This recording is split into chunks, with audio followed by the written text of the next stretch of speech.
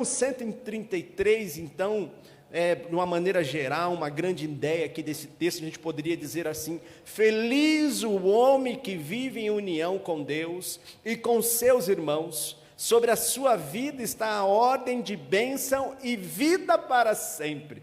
Se esta igreja é abençoada durante esses 54 anos, e creio que será ainda mais, é porque as pessoas que aqui estão sempre buscaram e buscam viver em comunhão e união umas com as outras. Como é bom viver em união. No hebraico aqui seria mais ou menos assim, como é bom viver, habitar, né? Seria aqui uma palavra melhor, seria habitar juntos. Como é bom habitar juntos. Nesse tempo na qual se exige isolamento, se exige estarmos em quarentena, talvez pareça difícil encontrarmos aqui como desenvolver esta comunhão, como estar juntos, né? Porque a igreja é um ajuntamento de pessoas, a igreja é o corpo de Cristo, e cada um de nós sendo seus membros, e sendo membros precisamos estar conectados, precisamos estar juntos. O Salmo 133, então, ele diz como é bom habitar junto, como é bom estarmos juntos. Talvez nem tanto para as outras pessoas que não são igreja, que não é a igreja, não está sentindo falta deste relacionamento, desta comunhão, de estar junto. Mas nós como igreja, sem sombras de dúvidas, esta quarentena tem sido muito difícil para nós cristãos, que entendemos que o melhor lugar é de se estar, é onde o Senhor está, e Ele está no meio do seu povo, Ele está onde dois ou mais estão ali, reunidos no seu nome. Irmãos, igreja é união, igreja é estarmos juntos, e como é poderosa a união, como é poderoso, a palavra de Deus nos ensina, estarmos habitando juntos, estarmos em comunhão uns com os outros. A comunhão é algo poderoso. Mateus capítulo 18, verso de número 19, o Senhor Jesus vai dizer assim: também vos digo que, se dois de vós concordarem na terra acerca de qualquer coisa que pedirem, isso lhes será feito por meu Pai que estás nos céus. Olha como é poderoso a união, a concordância, como é poderoso estarmos juntos. Mateus 18, verso 19, então vai dizer que quando dois concordam, quando há concordância na terra, quando há união, quando há esta comunhão, quando há esse propósito de missão, esse propósito de direcionamento, ninguém pode segurar, ninguém pode parar. A união, a comunhão é algo poderoso, nos céus e na terra, e aqui nos diz que qualquer coisa que pedirem, isso lhes será feito por meu Pai. Irmãos, mas o contraposto, o oposto, melhor dizendo, desta união, é a desunião, e também é algo que, ao contrário da união, que soma, que agrega, que é poderoso para que as coisas possam acontecer, para que a bênção do Senhor esteja ali naquele local. A desunião, ela é algo devastador. Mateus capítulo 12, verso 25, Jesus vai dizer assim: Jesus, porém, conhecendo os pensamentos, disse-lhes: todo reino dividido contra si mesmo é devastado, e toda cidade ou casa dividida contra si mesma não subsistirá. Então a desunião, assim como a união é poderoso, a desunião também, para o mal, para destruir. Quando não há concordância, quando não há união, quando não há comunhão, a casa cai. Quando no casamento o marido e a mulher não se andam se entendendo, a casa cai.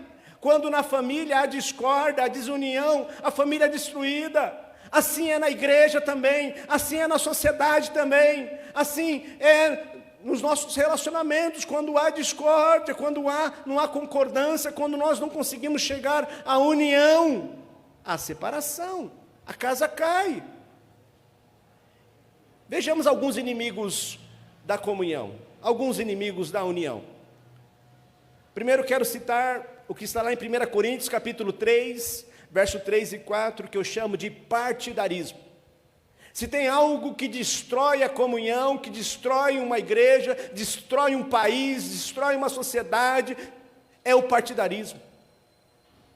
Paulo, escrevendo à igreja de Coríntios, diz assim: porquanto, havendo entre vós ciúmes, contendas, não é assim que sois carnais e andais segundo o homem?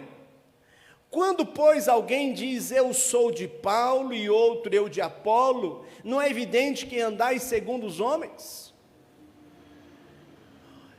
O partidarismo é algo que destrói, é algo que tem destruído o nosso país, por exemplo.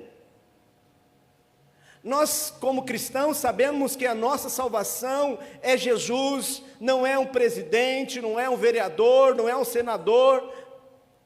A nossa salvação não está nas pessoas, nossa salvação está em uma única pessoa que desceu dos céus, encarnou e andou entre nós e morreu pelos nossos pecados. Ele é nosso Messias, se chama Jesus, o Nazareno, e não há outro Messias.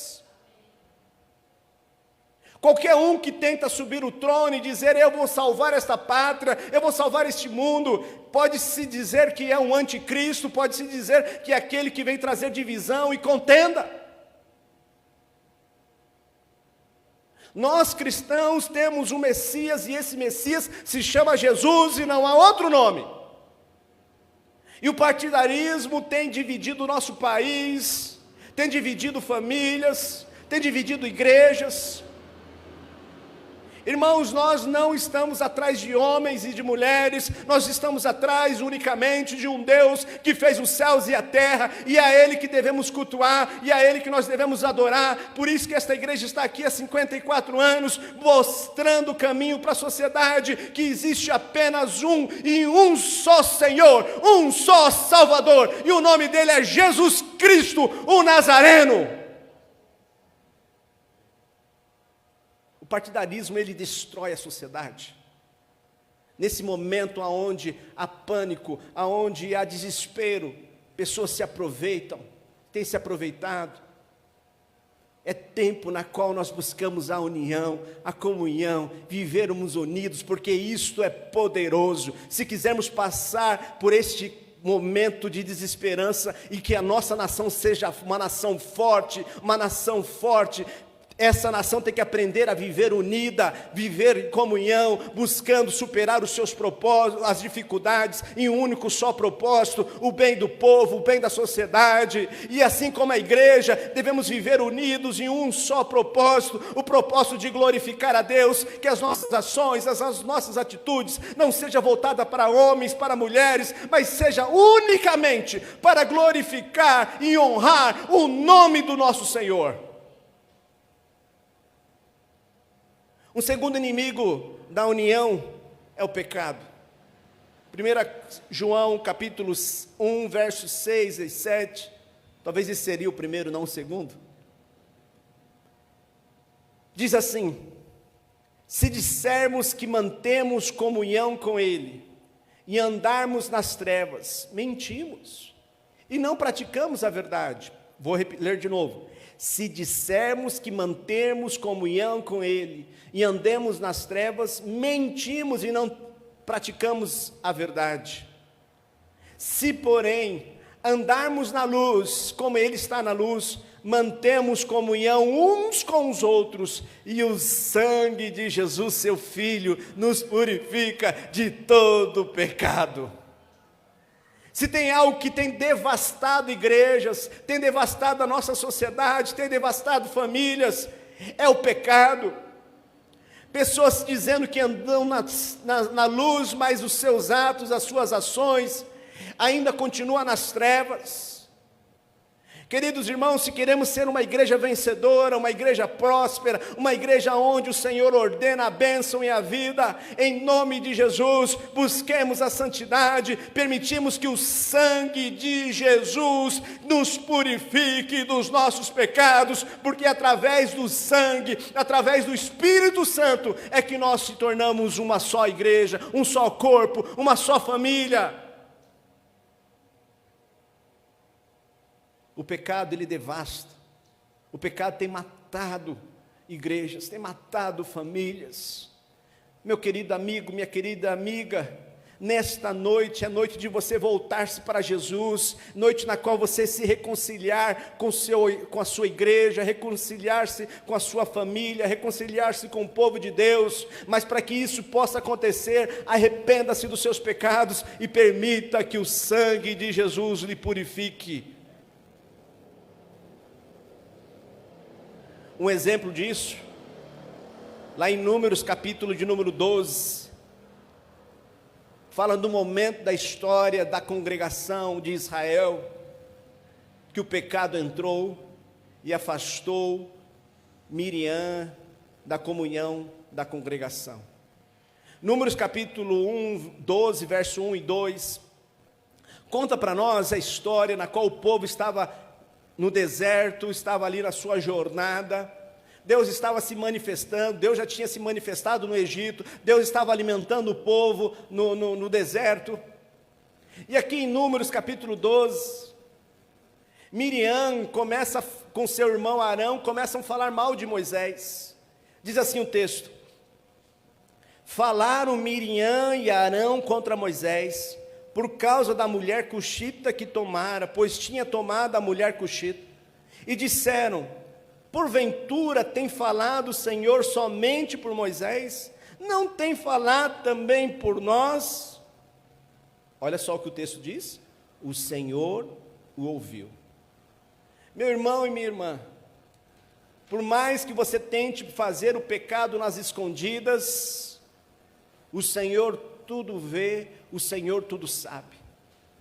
Estava ali Miriam e Arão confabulando, fazendo fofoca, falando de mal de Moisés, e o Senhor ouviu. O pecado ali enraizou no coração, talvez os ciúmes, talvez ali esse sentimento de ver Moisés, Deus usando Moisés, e os dois começaram a falar mal de Moisés. Alguns anos atrás eu fiz um voto com Deus. Eu falei: Deus, me ajude. Não permita que eu venha falar mal das pessoas. Se eu não posso falar bem, que mal eu não venha falar. Porque se tem algo que destrói famílias, destrói relacionamento, destrói igrejas, é a fofoca, é o falar mal. E parece que as pessoas são viciadas em fofoca. Só ver as novelas, só ver ali os tabloides, os blogs que falam da fofoca e da vida dos outros. A sociedade ama falar mal dos outros, falar mal, fazer fofocas, seja dos nossos governadores, do nosso presidente, dos nossos líderes. Tudo é um motivo para fazer fofoca. E se tem algo que destrói uma sociedade, destrói o nosso país, é este ato de ficar procurando falar mal. Dificilmente você vai ver na sua TV alguém falando bem do outro, elogiando o trabalho do outro, mas é sempre mal. Meus queridos irmãos, o Senhor tudo vê, tudo sabe. E naquela semana que eu fiz esse voto com Deus, falei: Senhor, me ajude a não falar mal das pessoas. Eu fui fazer uma conferência no Mato Grosso, estava junto comigo alguns outros amigos, missionários. Saímos para jantar, depois do culto, da celebração da noite. Estávamos sentados enquanto esperávamos a comida, e aí um começou a falar mal, e levantou mal, falar mal de o outro missionário. E aí a conversa foi passando de pessoa em pessoa. Quando chegou na minha vez, todo mundo olhou para mim, e quando eu ia abrir a minha boca, estávamos sentados debaixo de uma árvore, caiu uma semente bem na minha cabeça. Pum. Eu falei: obrigado, Senhor, já entendi a mensagem. se a gente não vigiar, se a gente não controlar, a gente pode cair nesse pecado, o pecado de falar mal. Às vezes parece que não tem nenhum problema, parece que não tem nada, só estou eu aqui, minha irmã, falando com minha irmã sobre Moisés, que também é nosso irmão, mas estava falando mal. E Deus então, olha só o que acontece, Deus ouviu, Deus parece que ficou irado com aquela situação. Verso de número 9 vai dizer assim: e a ira do Senhor contra ele se acendeu e retirou. Verso 10, a nuvem afastou-se de sobre as tendas, e eis que Miriam achou-se leprosa, branca como a neve, e olhou Arão para Miriam, e eis que estava leprosa. Olha só o que o pecado causa. O pecado causa a desunião, o pecado causa que a glória de Deus que estava no meio do povo se desfizesse. Deus se afastou deles. Deus deixou aquela congregação naquele tempo, e então aquela pessoa se tornou doente, leprosa, e foi obrigada a se afastar da congregação. Muitas pessoas que se afastam da igreja geralmente culpam outra pessoa. Talvez Miriam estava ali afastada, longe da congregação, por causa da lepra, poderia estar pensando assim: mas foi culpa de Moisés, não foi só eu. Geralmente, pessoas que se encontram longe da igreja, sempre estão dizendo que o responsável por elas estarem fora da igreja é o outro. A lepra que separou Miriam da congregação, talvez ela pudesse culpar Moisés, mas o pecado dela que a afastou. Talvez você esteja como Miriam, afastada de sua congregação, afastada da sua igreja, culpando os outros, culpando ciclano, fulano. Mas em nome de Jesus, reconheça que a sua comunhão com Deus, sua comunhão com a igreja, não pode estar baseado no relacionamento, não pode estar baseado naquilo que você pensa das outras pessoas, naquilo que você acha de outras pessoas. Em nome de Jesus, reconheça o seu pecado, peça perdão a Deus. E nós como igreja, diante dessas pessoas que se afastaram, que se encontram afastadas, nós temos que ter atitude como Moisés.